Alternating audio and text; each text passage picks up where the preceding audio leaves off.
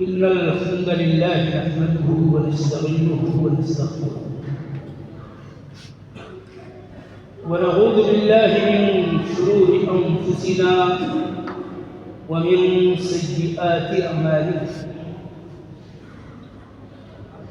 من يهده الله فلا مضل له ومن يضلل فلا هادي له وأشهد أن لا إله إلا الله وحده لا شريك له وأشهد أن محمدًا عبده ورسوله يا أيها الذين آمنوا اتقوا الله حق تقاته ولا تموتن إلا وأنتم مسلمون يا أيها الناس اتقوا ربكم الذي خلقكم من نفس واحدة وخلق منها زوجها وبث منهما رجالا كثيرا ونساء واتقوا الله الذي تساءلون به والأرحام إن الله كان عليكم رقيبا يا أيها الذين آمنوا اتقوا الله وقولوا قولا سديدا يصلح لكم أعمالكم ويغفر لكم ذنوبكم ومن يطع الله ورسوله فقد فاز فوزا عظيما أما بعد فإن الله جل وعلا يقول في كتابه وقال اتخذ الرحمن ولدا لقد جئتم شيئا إدا تكاد السماوات يتفطرن منه وتنشق الأرض وتخر الجبال حتى أن دعوا للرحمن ولدا وما ينبغي للرحمن أن يتخذ ولدا إن كل من في السماوات والأرض إلا آتي الرحمن عبدا لقد أحصاهم وعدهم عدا وكلهم آتيه يوم القيامة فردا. بارك الله لي ولكم أيها المسلمون في هذه الآيات الكريمة التي قرأتها أمامكم كأول خطبة الجمعة من سورة مريم، وأسأل الله جل وعلا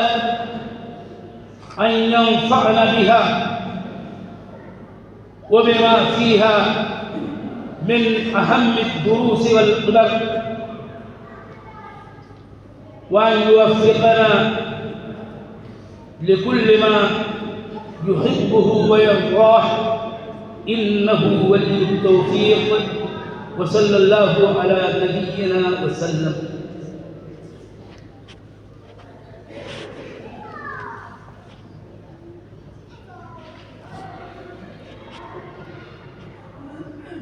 الحمد لله رب العالمين والعاقبة للمتقين ولا عدوان إلا على الظالمين،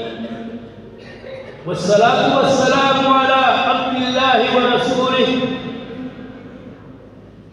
محمد وعلى آله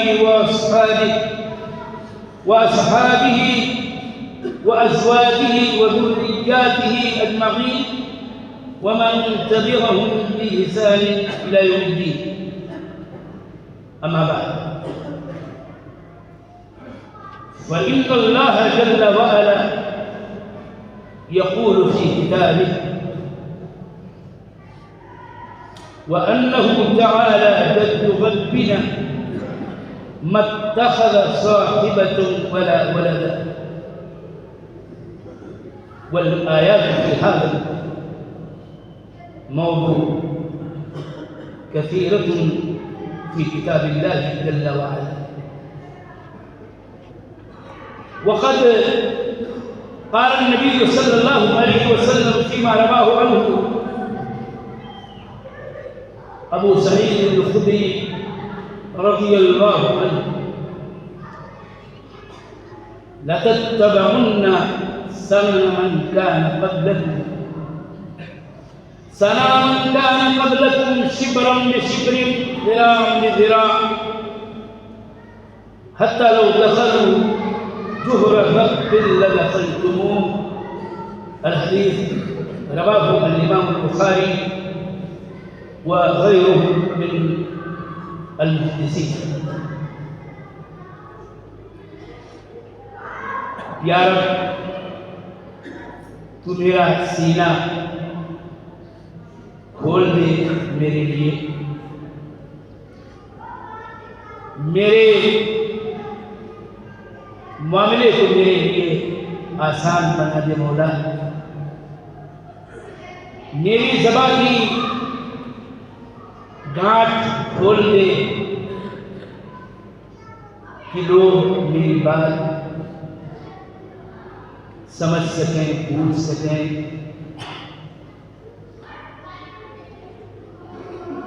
میں نے ابھی آپ کے سامنے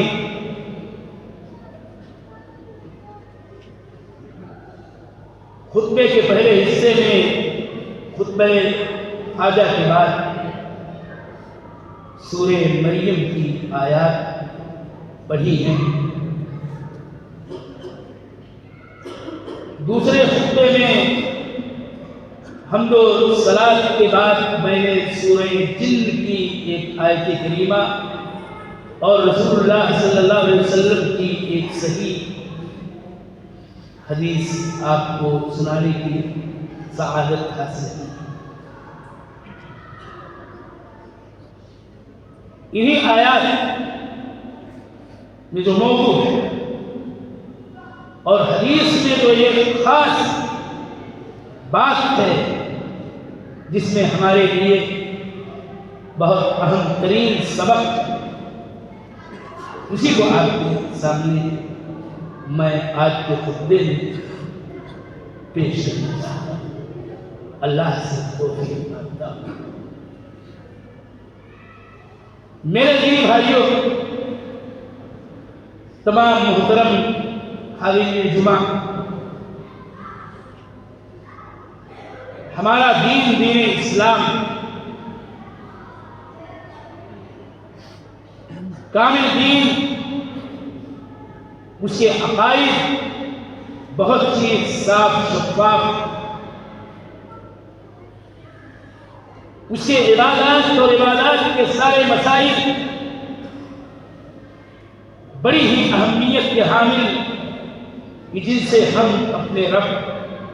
جل وعلا کا تقرب چاہتے ہیں، اس کی خوشنودی کے طالب بنتے ہیں۔ اس سے سارے معاملات، سارے احکام و امور جن کا تعلق زندگی کے کسی شعبے سے ہو، اس میں کتاب و سنت کی روشنی میں ہمارے لیے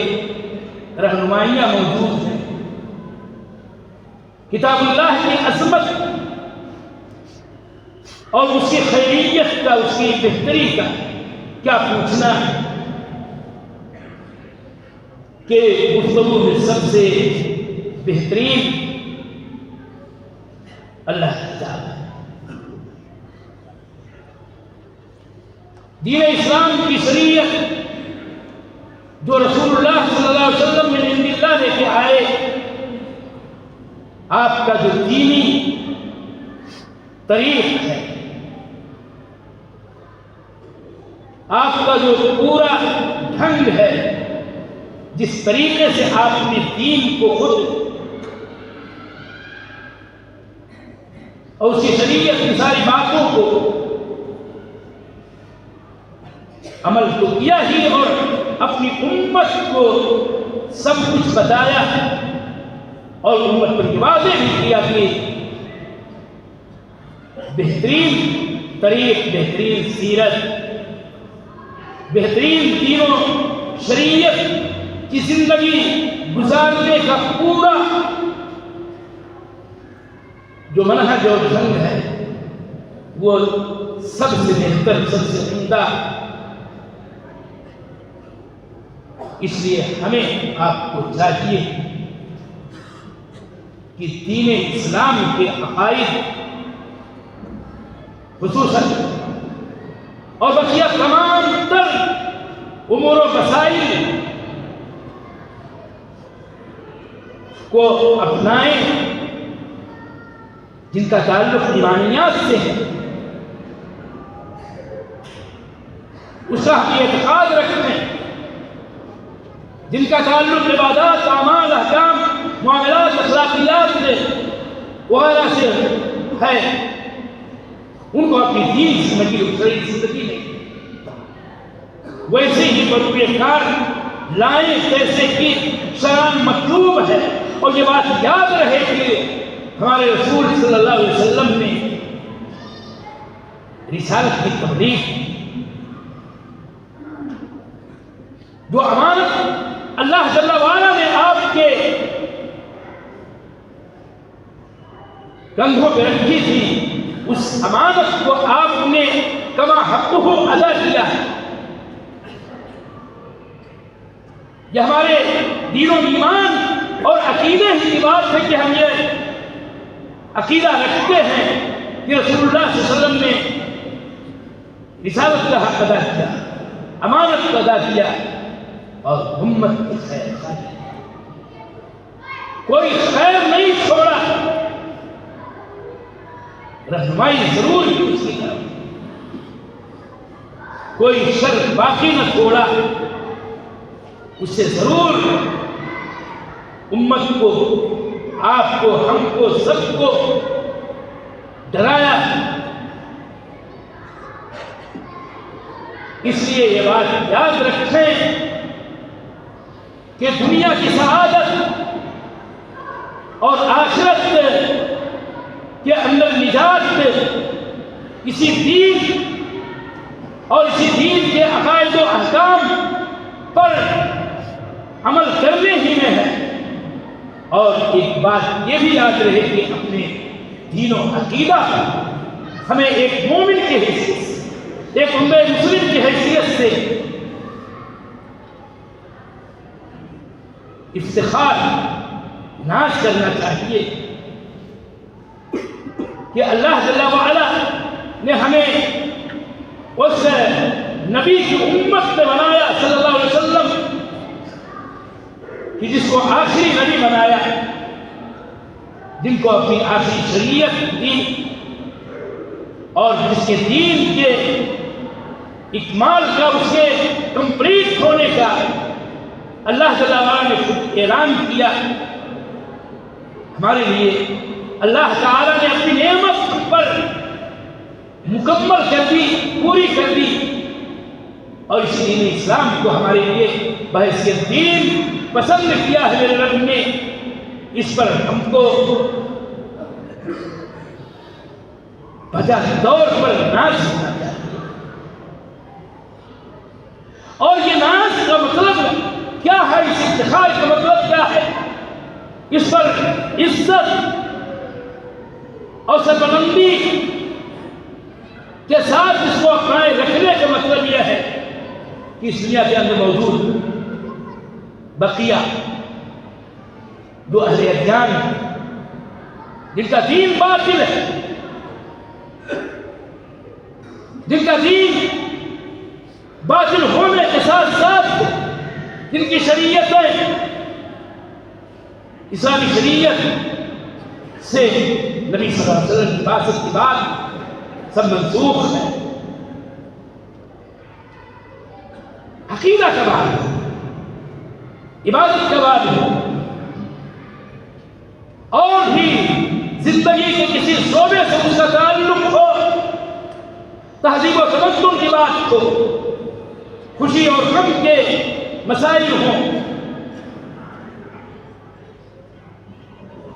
کسی میں ان کی طرف ہمیں جھانکنے اور دیکھنے کی تک ضرورت نہیں ہے کیا جائے کہ ان کے کسی طور طریق کو، ان کے کسی عقیدے کو، ان کی کسی عبادت کو، ان کی کسی بھی ان کی اپنی معصیتوں اور اس کے انواع و اقسام کو ہم خود اپنائیں، اس کی حاجت نہیں، اس کی ضرورت نہیں، اور یہ بتاتے ہوئے یہ گمراہی اور ضلالت کی بات ہوگی، راہ حق سے ہٹنے کے جو اسباب و علل ہیں اور اس کے جو عوامل ہو سکتے ہیں، ان میں سے ایک سبب یہ بھی ہے امت مسلمہ کے لیے کہ یہ اپنے دین اور دین کی سچی باتوں کا، دین کے سچے عقیدے کا، دین کے صحیح طریقے عبادت کا اور اس طرح سے سارے معاملات کا معاملہ جو کچھ کرے گا، نہ یہ کہ اس پر اکتفا کرے، اپنی اصلاح پر عمل کرے، وہ غیروں کی راہوں، غیروں کے طریق، غیروں کے سلیقہ و سیاق، غیروں کے تمام تر رنگ و ڈھنگ اور آہنگ کو اختیار کرنے لگے گا، اور یہ بہت ہی شدید مسئلہ ہے، بڑا سنگین مسئلہ ہے۔ اور اللہ کے نبی صلی اللہ علیہ وسلم نے اسی لیے تو کہا تھا، ایک موقع بھی تھا اور اسی موقع پہ بات کہی، اور یہ حدیث جو میں نے پڑھی ابو سعید خدری رضی اللہ تعالیٰ عنہ کی بڑی صحیح مشہور و معروف حدیث ہے، جس کا ترجمہ آسان سا اتنا ہے کہ آپ صلی اللہ علیہ وسلم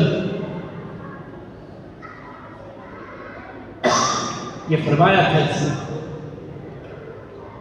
کہ میری امت کے لوگوں، تم اپنے سے پہلے والی قوموں کا طریق، انہی کا راستہ، انہی کا رنگ و ڈھنگ تلاشو گے، اسی کو اپناؤ گے،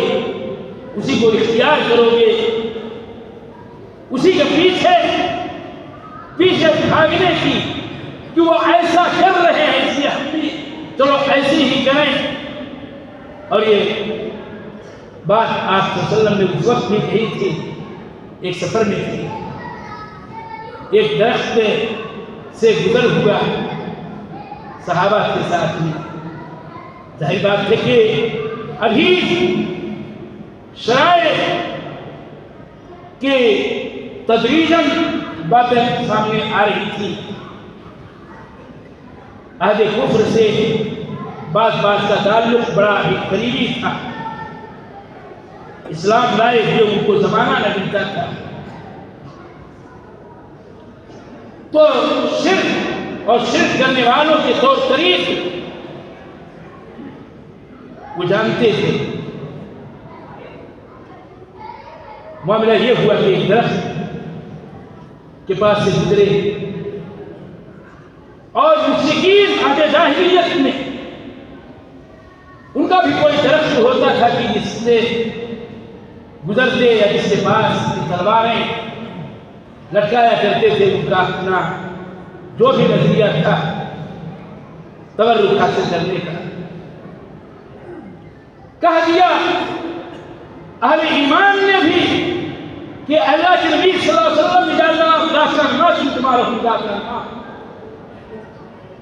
کہ آپ بھی کوئی درخت ہمارے لیے بھی مقرر کر دیجیے کہ جس سے ہم اپنی تلواریں اور اپنے ہتھیار لٹکائیں، جیسا کہ مشرکین کفار کا یہ درخت ہے اس قسم کا۔ تو آپ نے اسی موقع کہا تھا کہ قسم ہے اللہ کی، قسم ہے اس ذات کی جس کے ہاتھ میں میری جان ہے، یہ تو بالکل پرانی بات،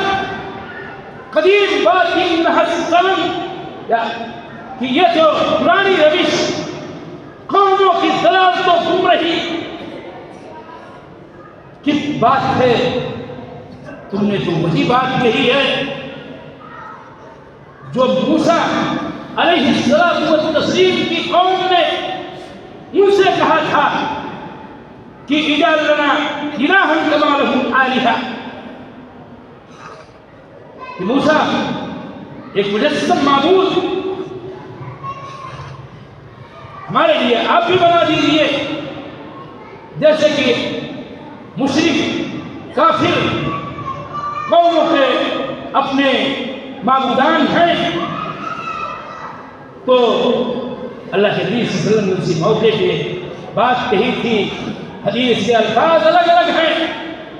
لَتَرْكَبُنَّ سَنَنَ مَنْ كَانَ قَبْلَكُمْ، تم تو انہی راستوں کو اپنا ہی لوگے، ان لوگوں کے راستے جو تم سے پہلے ہوئے۔ حدیث کے الفاظ ہیں کہ میری امت میں سے ایسے بھی لوگ ہوں گے کہ جو اپنے سے سابقہ اقوام کی راہ اپنائیں گے، بالکل بارش ہاتھ در ہاتھ، ٹھیک بالکل جو عیوب، ایمانی کمزوریاں، ایمانی خرابیاں، عبادت میں بگاڑ اور فساد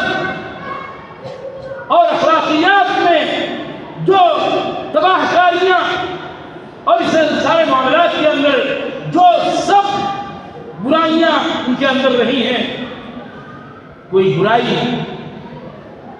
معصیت کی کوئی راہ نہ چھوڑیں گے کہ اس کو اپنا نہ لیں، حتیٰ کہ آپ نے یہاں تک کہا کہ ان کی روش یہ اپنائیں گے ایسے اور اس حد تک کہ اگر ان میں سے کوئی چھانے کے رات سوراخ میں اگر داخل ہوا ہوگا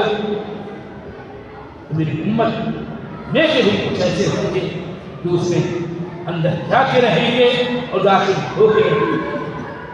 میرے لیے بھائیوں، یہ حدیث بڑی عظیم شان حدیث ہے، اور یہ بات بھی یاد رہے کہ من کان قبلکم، وہ قومیں جو تم سے پہلے تھی اپنی امت کے لوگوں، اسے مراد کون ہے؟ خود پوچھا ہی تھا صحابہ نے کہ کیا یہود و نصارہ کو آپ مراد لے رہے ہیں اللہ کے نبی صلی اللہ علیہ وسلم، کہ ہم ان کے راہوں پہ چل پڑیں گے اور ان کی روش اپنا لیں گے، ان کا طریقہ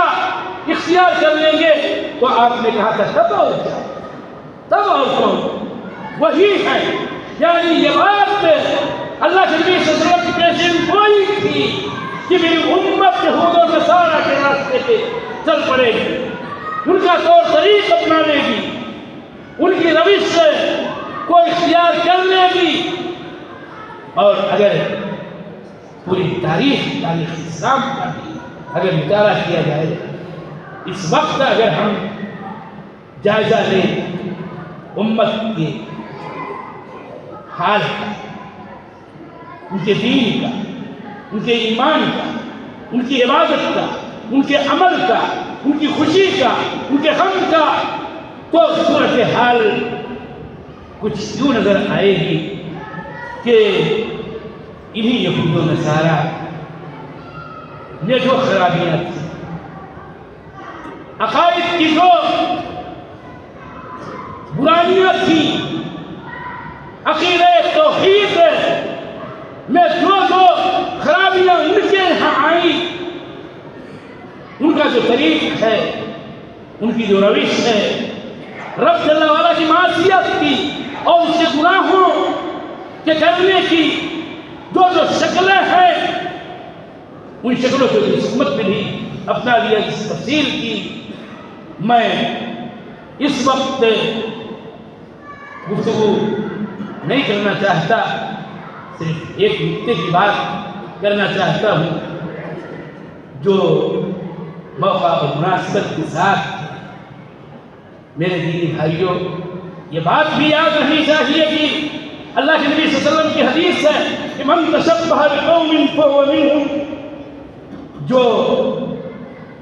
کسی قوم کی مشابہت اختیار کرنے کی کوشش کرے وہ انہیں کا ہے۔ یہ حدیث جو ہے، یہ حدیث اس کے معنی بڑے عظیم ہیں، اور سمجھنے کے لیے اتنا چاہیے کہ دیکھیں ہم اغیار کو، دیکھیں ہم کفار کو، دیکھیں ہم مشرکین کو، دیکھیں ہم یہود و نصارہ اور ملحدین کو کہ ان کے عقائد کیا ہیں، ان کے صنم، ان کی راہیں، ان کے طریقے، ان کی روشیں جس پر وہ چل رہے ہیں کیا ہیں، اور ہمارا ان سے کہاں تک تعلق ہو گیا ہے، اسی جیسا کیا ہم بھی تو نہیں کرنے لگے؟ کیا انہی کی مشابہت اور انہی کا تشبہ ہم نے کیا نہیں اختیار کی؟ کتنی عظیم شان بات تھی عقیدہ توحید کا یہ نقطہ کہ میرا رب پاک ہے، ہر عیب سے پاک ہے، ہر نقص سے مبرہ ہے میرا رب۔ توحید کے مسائل میں کا یہ ایک نقطہ ہے کہ میرا رب پاک ہے۔ وَأَنَّهُ تَعَالَى جَدُّ رَبِّنَا، میرے رب کی عظمت بڑی بلند ہے۔ کیا یہ بات نہیں جانتے ہیں کہ میرے رب کی شان بڑی عظیم ہے؟ وہ اکیلا ہے بذات میں، اپنی صفات میں، اپنے اسماء میں، اپنے افعال میں۔ توحید ربوبیت اور ربوبیت کے جو بھی مظاہر ہیں اس میں میرا رب یکتا ہے۔ عبادتیں ساری کی ساری اسی کے لیے بجا لانی جانی چاہیے کہ یہ توحید الوہیت میرے رب کے پیارے پیارے نام ہیں اور بہت ہی عظیم اس کے صفات ہیں کہ اس میں بھی کوئی اس کا شریک نہیں، اس کا کوئی مثیل نہیں، اس جیسا کوئی نہیں۔ کیا یہ کم تھا؟ قرآن پاک کی یہ تعلیم ہمارے لیے کافی تھی کہ اللہ جل وعلا نے یہود و نصارہ کی اس بدعقیدگی کو اس نقطے پر بیان کیا ہے۔ وقالت اليهود عزير ابن الله وقالت النصارى المسيح ابن الله۔ یہود بھی اللہ جل وعلا کی پاکی، اسی تنظیف، اسی تقدیس کو مریم میز کرنے والے کہ جنہوں نے اللہ جل وعلا کا بیٹا کہا عزیر کو یہودیوں نے کہا، نصارہ نے اپنی ذات کو رہی کی بنیاد پر اللہ جل وعلا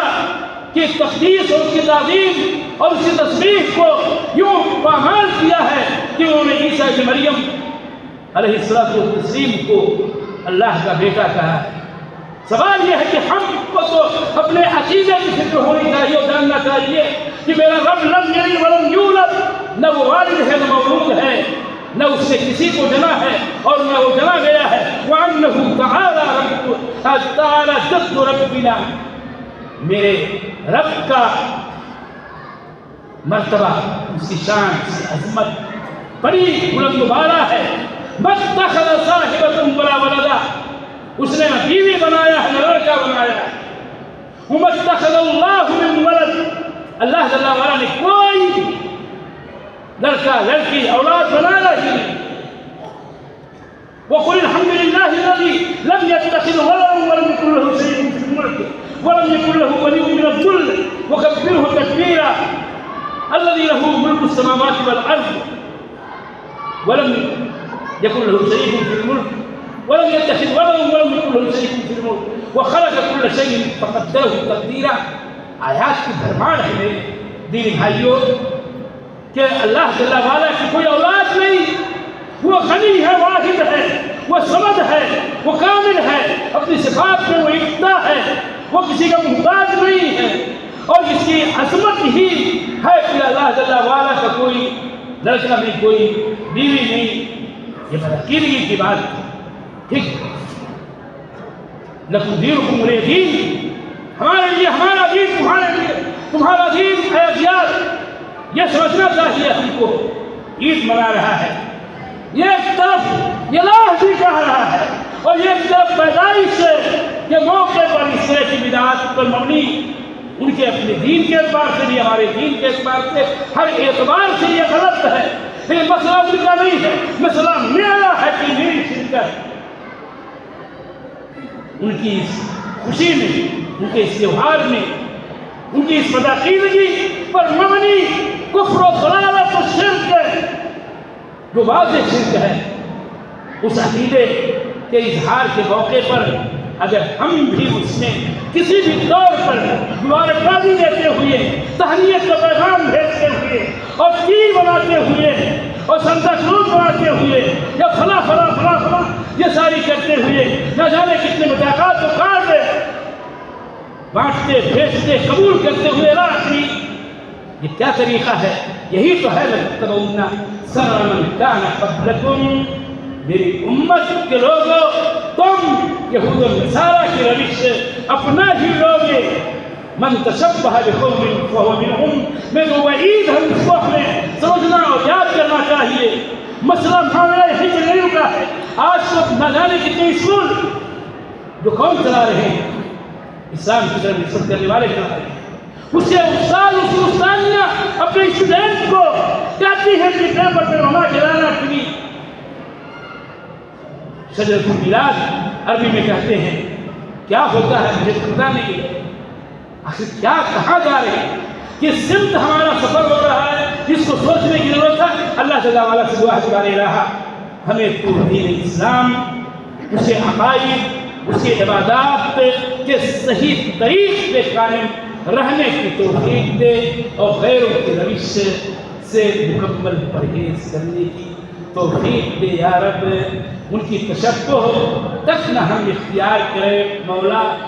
کہ یہ ان کی بدعقیدگیوں کی رضامندی کی سبب بن جاتی ہے. اگر وہ کفر ہے تو گویا کفر کو ہم پسند کر رہے ہیں، اگر وہ شرک ہے تو گویا شرک کو ہم پسند کر رہے ہیں، اگر وہ معصیت ہی خالی ہے تو معصیت کو گویا ہم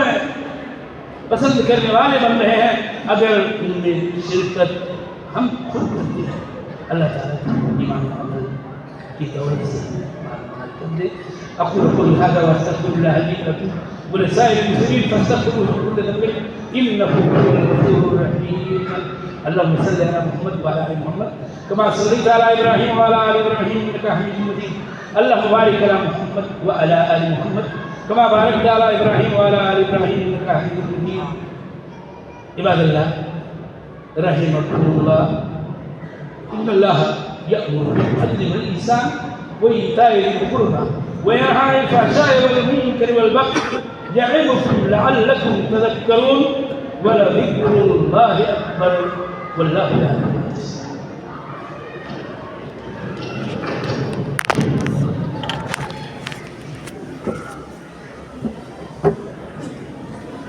أقم الصلاة يا عبد الله.